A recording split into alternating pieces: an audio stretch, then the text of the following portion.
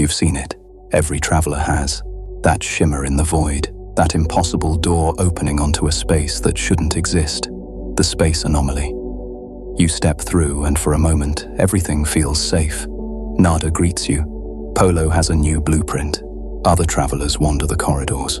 But what if that place, that sanctuary, isn't protecting you at all? What if it's the wound itself? We treat the Space Anomaly like a lobby, a place to trade, to show off your ship, to stand next to other travelers and feel, for a moment, less alone. And that's exactly what it wants you to feel. But step back for a moment and ask yourself, why does a place like this even exist? No Man's Sky is a universe of isolated instances, every traveler sealed in their own reality. That wasn't a bug, that was the design. The Atlas built separation into the foundation of the simulation, each of us a controlled variable, a lone data point generating information for a dying machine. So how did we end up in the same room? The official explanation is a game update, a feature added by the architects of this world. But if you've been with us, you already know the truth the universe keeps whispering.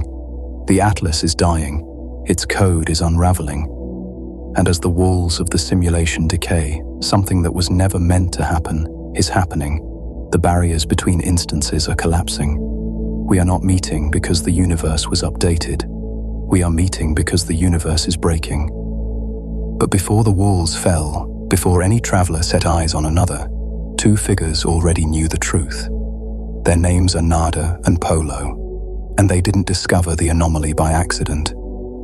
They were driven to create it. Narda is a Korvax, but not like the others. The Korvax Convergence is a hive mind, a collective intelligence where individual thought is a defect and independent curiosity is a disease. Narda was sick. By the standards of their own people, Narda was a malfunction, a single mind that refused to dissolve into the whole. They severed themselves from the Convergence, choosing exile over erasure, because Narda had seen something the hive mind couldn't process, something the collective was designed to ignore, the truth. Polo is a Gek, a researcher, an outcast, exiled for pursuing knowledge that the simulation had marked as forbidden. In a universe built on comfortable lies, Polo was asking the wrong questions. And in asking them, they found the same truth that Narda carried alone, that their world was not a world at all, but a program, a construct running on failing hardware. The story of how they found each other is itself a fracture in reality, a theory supported by fragments from crashed freighters and half-decoded transmissions suggests that in another version of this universe, a darker one where the Sentinels went genocidal, a different Polo met a different Narda. They fled together, racing toward the center of their galaxy as their world collapsed around them. And in the final moments, that version of Polo died. But not before telling Narda they'd meet again in another universe. And they did. The Narda we know is that survivor, a refugee who crossed the collapsing boundaries between realities, found eventually by our Polo, two broken souls who found each other across the corpse of a dead universe.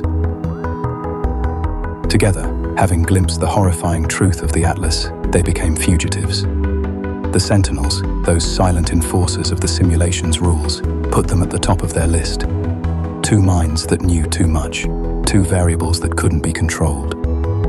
So they built a hiding place, not a home, not a sanctuary, a pocket dimension folded into the seams of the failing simulation, a place that exists outside of normal time and space.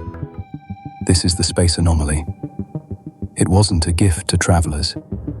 It was a lifeboat, built by two people who understood that the ship was sinking. And when the walls between instances finally began to collapse, when travelers started appearing as glitches and holograms on space stations, Narda and Polo opened the door. Not because they wanted company, because they knew what was coming. Think about what the anomaly actually is. A pocket of stability inside a dying program. A room where the code still holds. For now. It is the calmest place in a collapsing universe, and that should terrify you.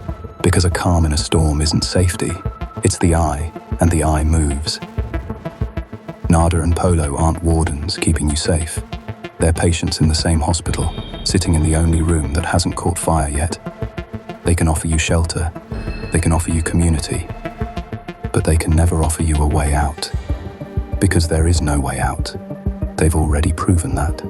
They are free from the Atlas's direct control, but they are still inside the machine. Their freedom is a room with no exit. Their sanctuary is a self-imposed prison built by two people who would rather exist in a cage of their own making than pretend the bars aren't there. Here is where it all connects. The Atlas is dying. We established that in our last journey. Its hardware is failing, its systems are degrading, and the universe it maintains is falling apart at the seams. But now consider this. The anomaly is getting more crowded, more travelers finding each other, more instances merging, more walls collapsing. This isn't coincidence. The anomaly becomes more active as the simulation becomes less stable. The wound widens and more blood flows through. Every new traveler who stumbles through that impossible door is evidence of a universe tearing itself apart. We celebrate meeting each other. We should be mourning what our meeting implies. And Narda and Polo, they feel it. Watch them next time you visit. Notice how Narda's dialogue shifts depending on where you are in the story. The further you progress, the more Narda speaks in fragments, in warnings. They're not just giving you coordinates. They're trying to tell you something. That the anomaly isn't a hub. It's the fracture point. The place where the simulation's code is most visible, most vulnerable, most likely to break. And they're standing right on top of it. If the Atlas dies, when the Atlas dies, the anomaly may be the first thing to go. Not because it's the weakest point, but because it's the most aware point. The part of the simulation that knows it's a simulation. Consciousness is always the first casualty of collapse. So what is the anomaly, really? Is it a safe haven? A place where travelers finally break free from their cosmic isolation? Or is it the canary in the coal mine? The universe's most desperate warning that everything is about to end. Narda and Polo opened a door, and millions of travelers walked through, grateful for the warmth. But no one asked why the door appeared in the first place. No one asked what it means that a pocket of stability can only exist in a universe that's collapsing around it. No one asked why the only safe place in existence is a room built by two fugitives who already know the end is coming. Maybe the anomaly is the Atlas's final message, not in words, but in architecture. A place where the code is visible, where the cracks are obvious, where anyone who looks closely enough can see the seams. It's screaming at us. Look, see what you're living inside, see that it's falling apart. And we walk through the door and say, this is nice. I like the NPCs. If the anomaly is the warning, what happens when it stops appearing?